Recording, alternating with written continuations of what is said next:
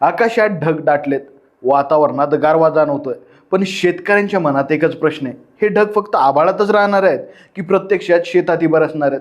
बीड जिल्ह्यात पुढील 2 ते 4 दिवस हवामानात चढउतार पाहायला मिळण्याची शक्यता आहे. हवामानाच्या अंदाजानुसार काही ठिकाणी ढगाळ वातावरण राहणार असून तुरळक ठिकाणी हलक्या पावसाच्या सरी किंवा मेघगर्जनेसह पाऊस होण्याची शक्यता आहे. मात्र सध्या संपूर्ण जिल्ह्यात जोरदार आणि मुसळधार पावसाचा ठोस अंदाज दिसत नाही. म्हणजेच बीडकरांना आभाळ भरून आल्याचं चित्र दिसेल, पण प्रत्येक भागात पाऊस पडेलच असं नाही.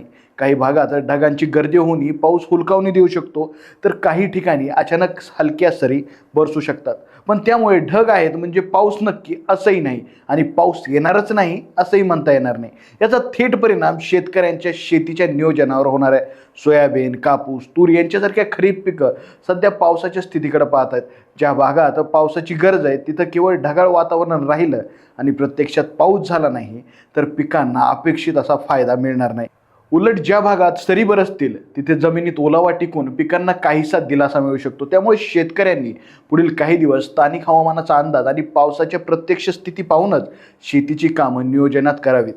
पावसाची शक्यता कमी असताना घाईनं कोणताही निर्णय न घेता आपल्या परिसरात प्रत्यक्ष पाऊस किती झाला याकडे लक्ष देणं गरजेचं आहे.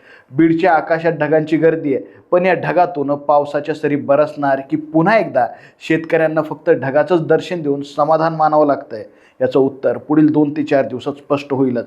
अशाच महत्त्वपूर्ण अपडेटसाठी पाहत राहा लोकाशा TV.